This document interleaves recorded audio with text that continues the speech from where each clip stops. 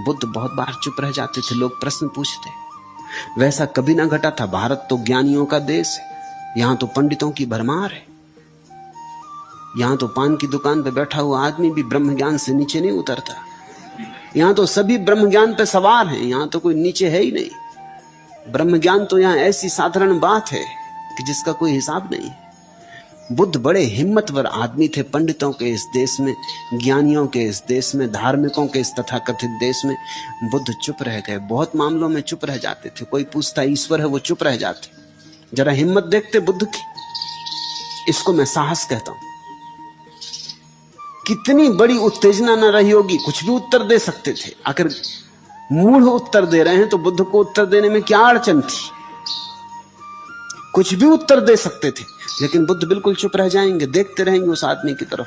वह कहेगा आपने सुना नहीं? मैं पूछता हूं ईश्वर है या नहीं? पता हो तो कह दें, अगर ना पता हो तो वैसा कह दें। लेकिन बुद्ध फिर भी चुप है। वह आदमी के ऊपर ही छोड़ दिया कि जो तुझे सोचना हो सोच लेना, लेकिन यह बात ऐसी है कि कही नहीं जा सकती। और इतना भी कहने को राजी नहीं है कि यह बात ऐसी है कि कही नहीं जा सकती, क्योंकि बुद्ध कहते हैं जो नहीं कही जा सकती उसके संबंध में यह कहना भी व्यर्थ है कि नहीं कही जा सकती। फायदा क्या? यह भी तो कहना हो गया ना। थोड़ा सा तो कह दिया, एक गुण तो बता ही दिया। उसका एक गुण तो यह हो गया कि उसे कहा नहीं जा सकता। तो परिभाषा थोड़ी तो बनी, नकारात्मक सही, लेकिन इशारा तो हुआ। सीधा ना सही, घूम फिर के सही, कान पकड़ा तो उल्टी तरफ से सही। ये कहा कि नहीं कहा जा सकता उस संबंध में कुछ, तो तुमने इतना तो कह दिया उस संबंध में। बुद्ध बड़े ईमानदार हैं, वो चुप रह जाते। उनमें से कोई होता समझदार तो बुद्ध के इस मौन को समझता, चरण छूता, आनंद विभोर हो जाता।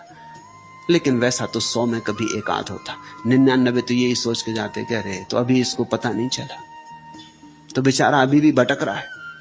इससे तो हमारे गांव का पंडित अच्छा, दिन दहाड़े चिल्ला के तो कहता है कि हाँ ईश्वर है और ईश्वर ने संसार बनाया, और न मानो तो वेद से प्रमाण लाता हूं, और ज्यादा गड़बड़ की तो लकड़ी उठा के खड़ा हो जाता है, सिर तोड़ देगा। तर्क से मानो तर्क से, नहीं तो लठ से मना देगा। आखिर हिंदू मुसलमान लड़के क्या कर रहे हैं? जो तर्क से सिद्ध नहीं होता वो गर्दन काट के सिद्ध कर रहे हैं। कहीं गर्दन काटने से सत्य सिद्ध होता है? तुम किसी को मार डालोगे, इससे क्या ये सिद्ध होता है कि तुम जो कहते थे वो सही था?